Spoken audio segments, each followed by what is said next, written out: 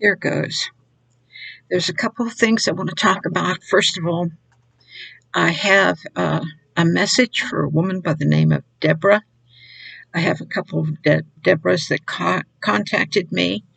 This woman talked to me about a dream that she had, and God gave me a better interpretation of it and has been talking to me all day long about it. So I would like you to contact me because and this is a good thing for all of you to know. Because of my eyesight, I get all of my telephone numbers practically all mixed up.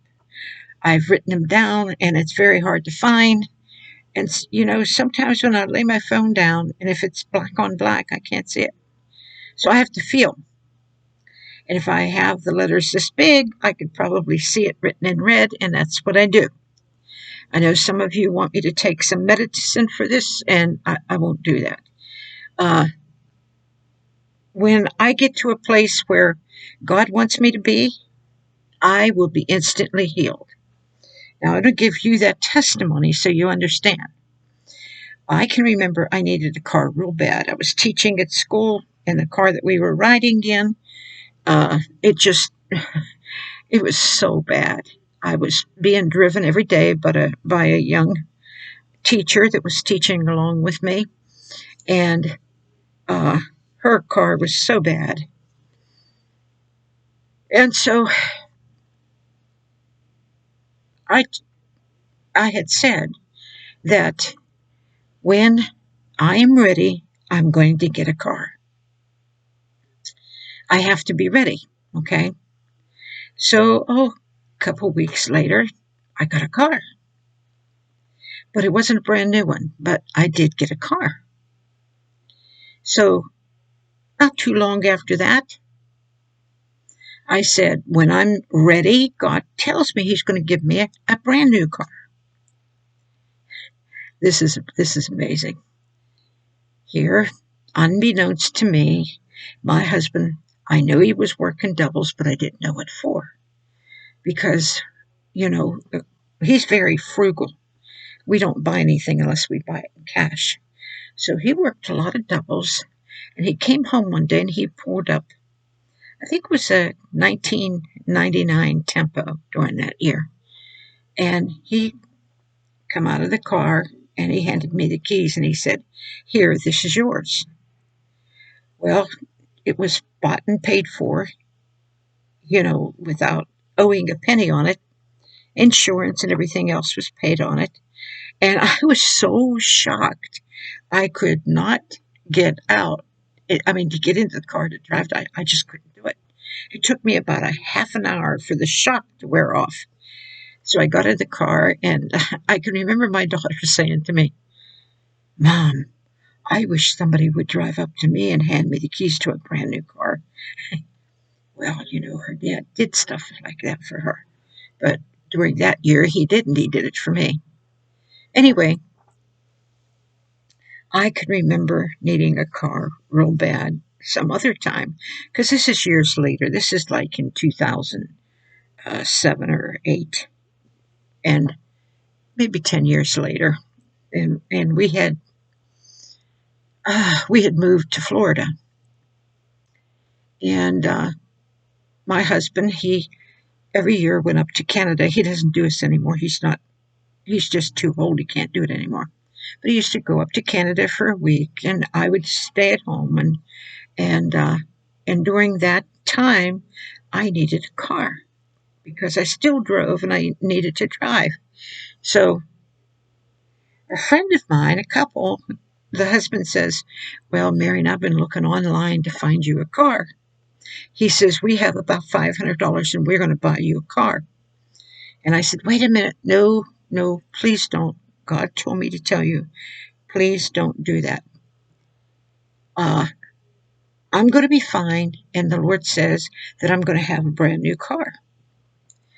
So a little while later after that, another friend of mine comes up. They had a beautiful truck and a brand new car they just bought, paid insurance and everything on it. And the husband, who was a friend of mine, went to his wife and said, "Here, give Marion the keys."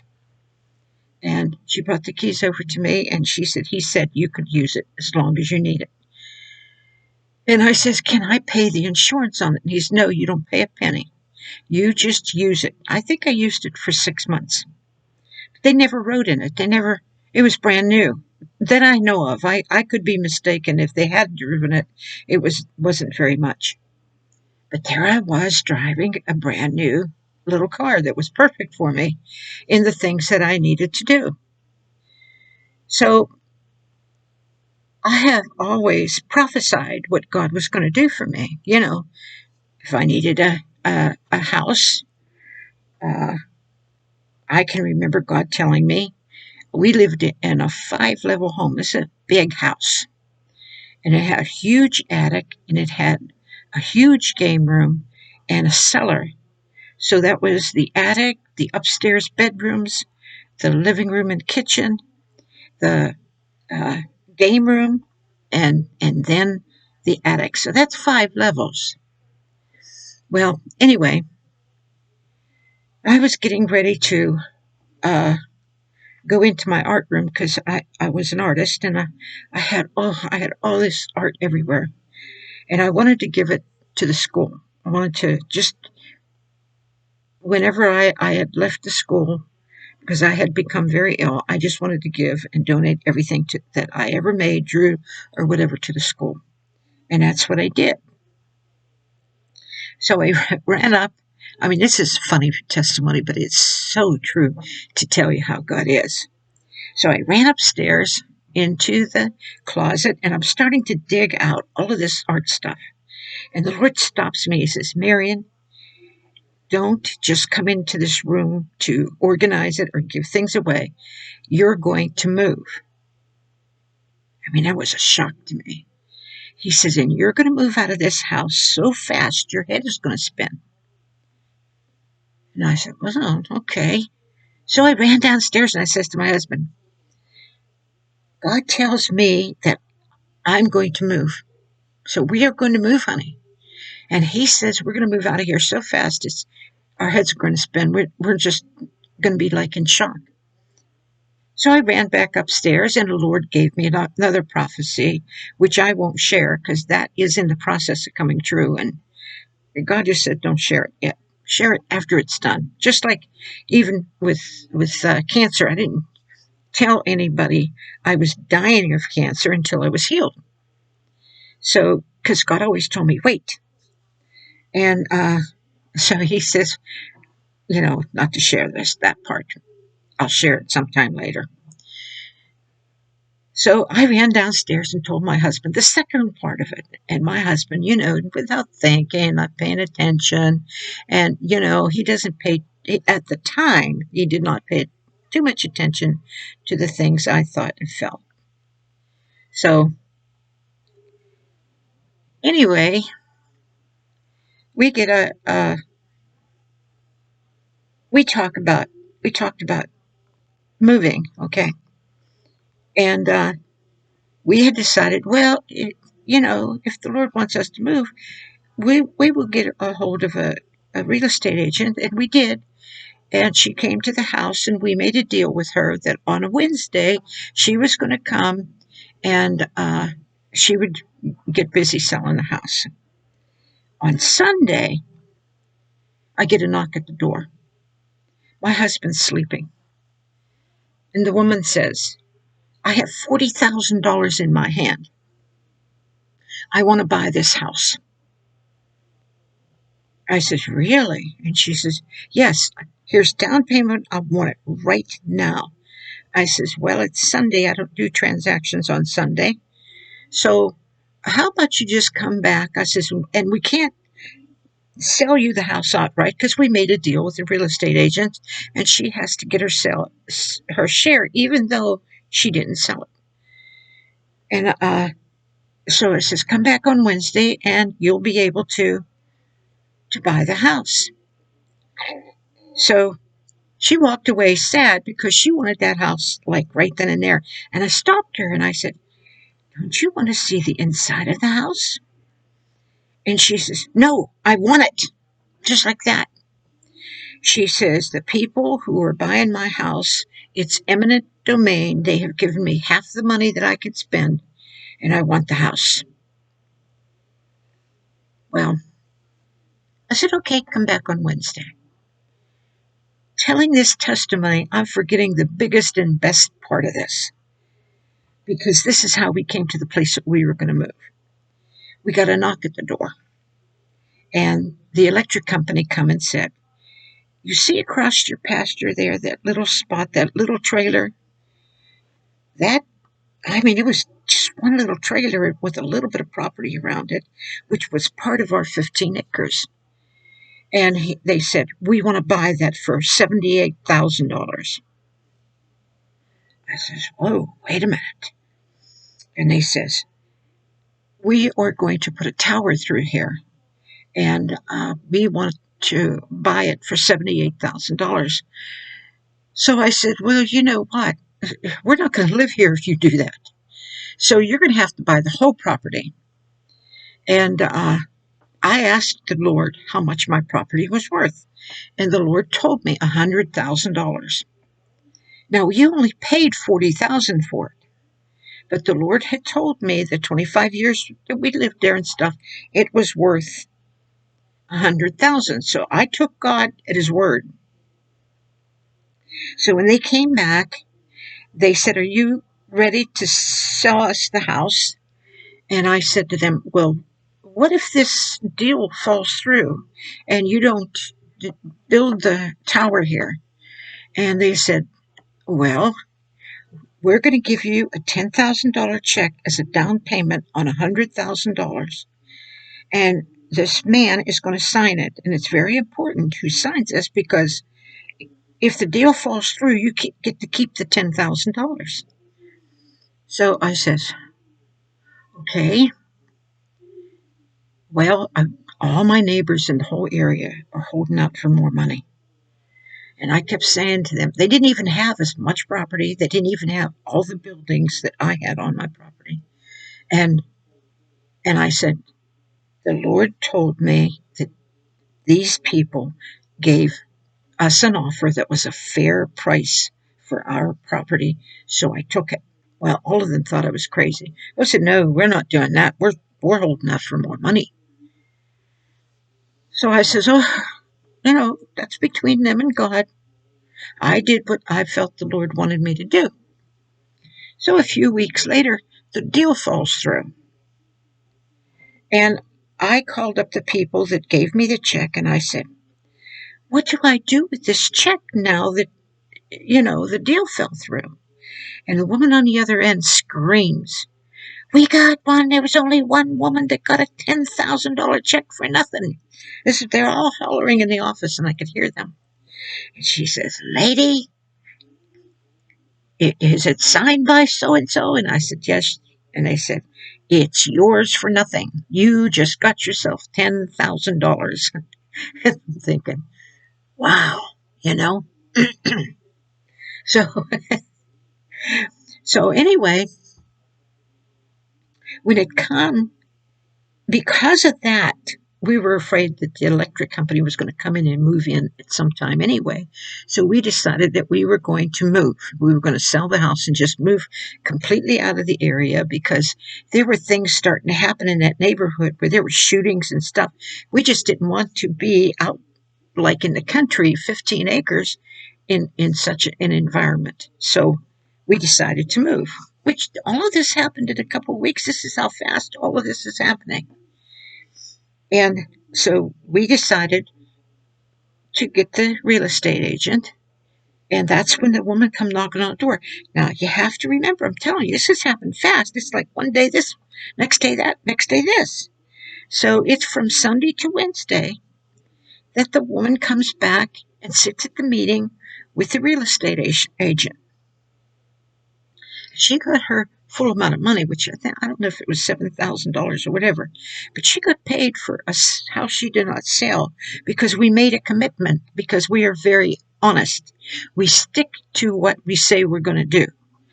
Just like the house. If God would have said it was only worth $40,000, I would have gone to my husband and says, he said, sell it for 40,000. That would have been a fair price. But the Lord said it increased in value, and the things we did to the property, it was now worth 100,000. So my husband just didn't have my faith. So he's gone, you're never going to get $100,000 out of this house. It's old. It's got all these problems.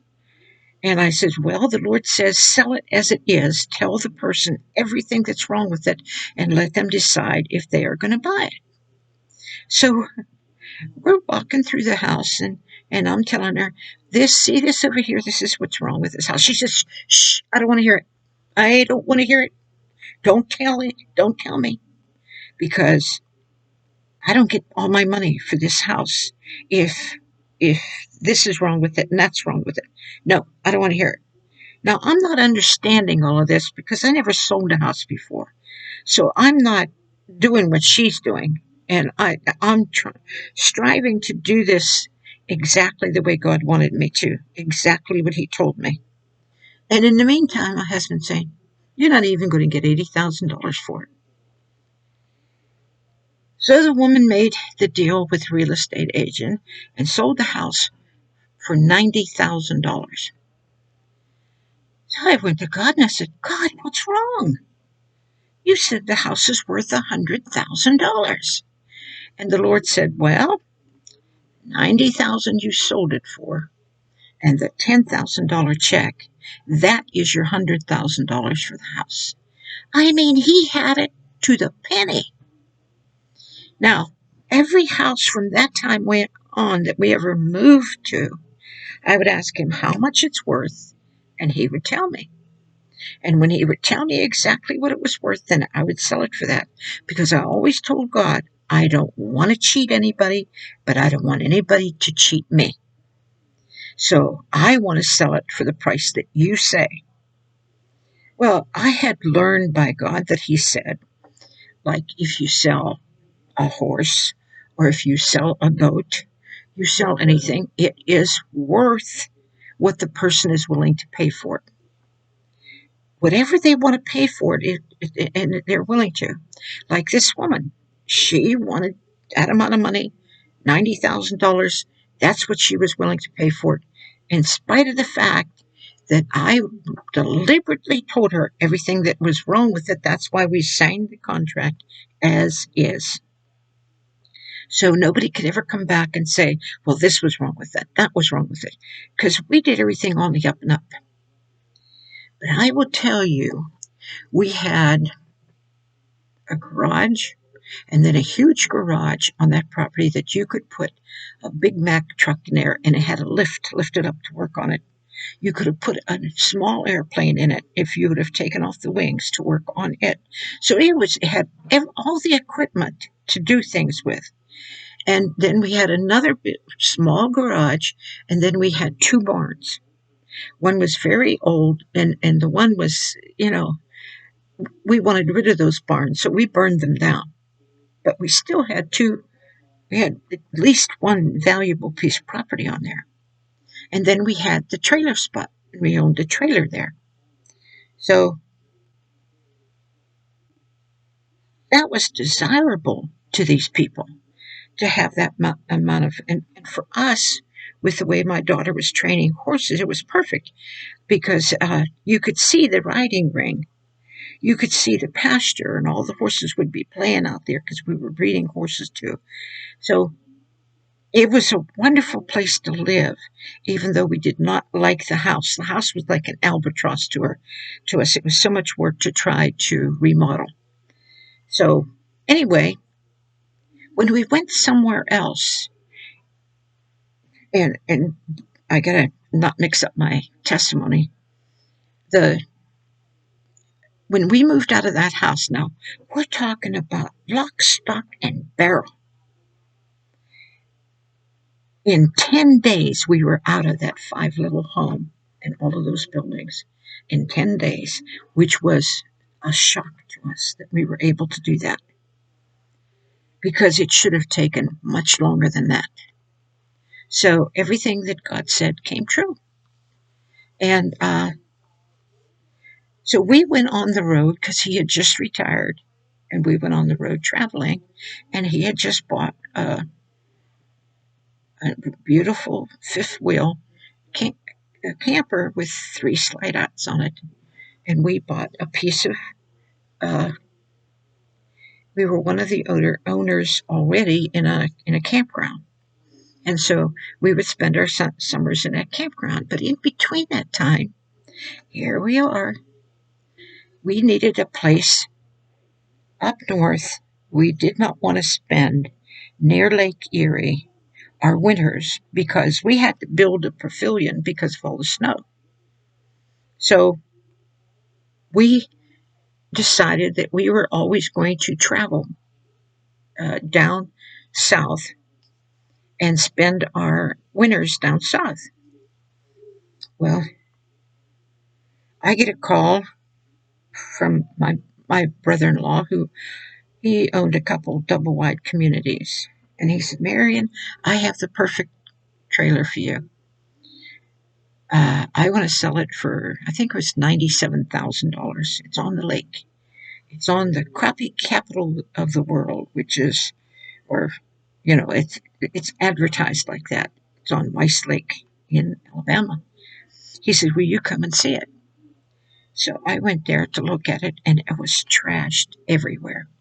I mean, the property was trashed, the house was trashed, and I looked at him for $97,000, and I told my husband, "We won't move here. I'm not going to kill myself trying to remodel a home. No, I don't want it." So a few months later, his baby brother calls him up and says, "Marion, we cleaned up the property. We did everything, changed some rugs in it, we did a lot of things. And now we're only selling it for $67,000. Will you come and see it?" I was in Pennsylvania, Ohio. Yeah, Ohio. And I says, "Sure." I came down and saw it, and I saw the value of it was really good. And my husband and I went into this cathedral type double wide, and we began to take the strips out of the walls and plaster it and uh, and wallpaper it. So we made it a completely different home. It looked like a modern home. And so the Lord told me when I moved here, "You're only going to stay here 2 years. You're not going to live here long." So because soon as I put my foot in the door, he said, "You're not staying here." Just like he told me with the other house, "You're not staying here." So he says, "You're not staying here. You're going to be moving." I says, "Okay." He says, "You're going to move in 2 years." So I says, "Okay, Lord, that's fine." And we're living on the lake. I'm fishing. I have all these docks of people who are not there in the winter, and I'm allowed to fish on their docks, and it was so fantastic to fish for hours the way I did. I loved it. So 2 years later, we put our house up for sale. It's not coming up. It's just coming up to 2 years, and we decided that it was too far out in the country. We didn't want to live there. We would go somewhere else. So because there were drug dealers moving in, and there was one cop that was one female cop that was beheaded, and these people were like these meth people were like moving in like two houses away from us. And so we said, "We got to get out of here." So we went to go sell the house, and I asked the Lord again, "How much is this house worth?" And he says, $120 some thousand. I only paid $67,000 for it. So we put it on the market, and I don't know if you know anything about selling a house, but if you're willing to wait for full price and take the time to wait, you'll get it. But if you're in a hurry to leave, you'll have to take a little bit less. So we sold it for $119,000. which you can figure the math how much of a profit we made. He did a few little things with it. We enjoyed what we did inside the house. So the house, we loved it. It was beautiful. But you know what? 2 years later, coming up 2 years, I went to God and I said, Lord, you told me that this house, we were going to leave it in 2 years. I was up north in Ohio at the campground. And I said, what happened? Because here it is, we're going to come on to the date of 2 years. And I think it was like going to be the next day. And I said, so I don't know what's going on. And I get a telephone call. The man wanted to buy the house like right then and there. So we had to rush down and do the deed thing. And here's what she said to us. She says, it's a good thing that you sold it right under the wire of 2 years, because tax-wise, you would have had to pay another $7,000.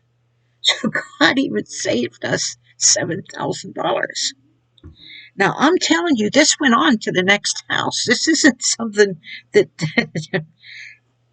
The reason why I'm giving you this testimony is this.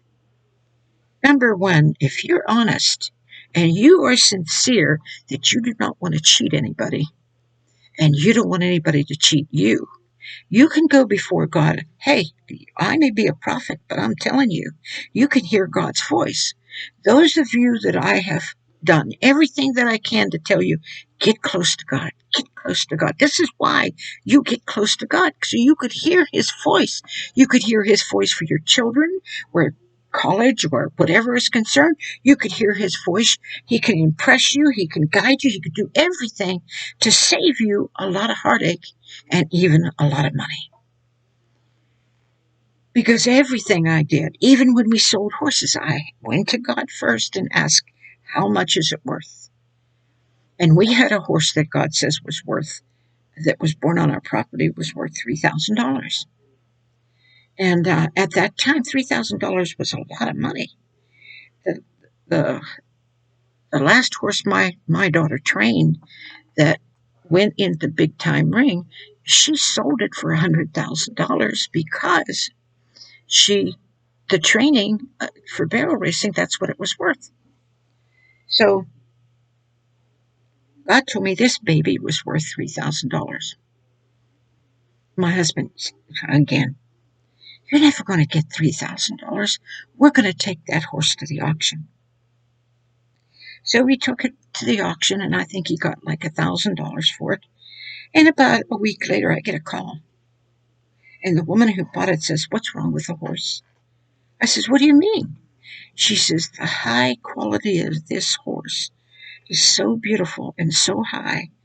Why would your husband sell it for so much less than what it's worth? What's wrong with it? I laughed. I said, nothing. God told me it's worth $3,000. She felt it was worth more than that. And God never fails. Okay, so you have things that you need to understand, but always be honest. Always do the right thing. Always consider the lives of other people. Always act like Christ. Don't try to cheat people out of their money. This is what I tell you all the time. I don't ask you for money. I think that's cheating. To me, to ask you for money is stealing. I won't do that. Oh, some of you will say, yeah, but you put your information up because God told me to. Because he said, there are people that want to bless you so bad, and it's coming from me. That is what they want to do. That is what they think. That's what they feel. And I don't want you to cheat them out of the blessing I want to give them for being that way. Not because they're following me, but because they have a giving heart, and they would give anybody that helped them. Not because I'm saying, well, you'll get blessed if you fall. No way. You will get blessed if you go into the Word and follow Jesus. Every single promise in that Bible is yours. If you obey what Jesus teaches and tells you to do from the heart. The obedience comes from the heart. That means you don't want to cheat nobody. You don't want nobody to cheat you. and understanding that you are worth your hire. When my daughter went and gave lessons, my daughter was phenomenal. Her knowledge and everything else with horses was phenomenal. She was charging $15 a lesson. I said, that's unheard of. You are worth the value of what you are. So she raised the price because they were willing. When you go into the horse, there are people that have the money that are willing to pay it. I said, you are worth what you think you are. God gave you a gift. Make yourself the best at it. And she did. She most definitely did. Develop it to the best of your knowledge. So she obeyed me on that. She really did. She knew it was God's gift with these horses. She understood that. So what did God do? He blessed her in it because she did exactly. In other words, what I'm trying to say is, you have talents. She loved what she did. I have talents. I was an artist. I loved it. But it came to, I had to decide which one I wanted to go. If I wanted to help people or if I wanted to do nothing else but draw. I had to decide. And I chose serving God because I loved it. Because talking to you, I love it. Giving you a testimony and open up your eyes to the truth that He will be there for you. Obedience is worth more than sacrifice. So the obedient heart that doesn't want to play around with things.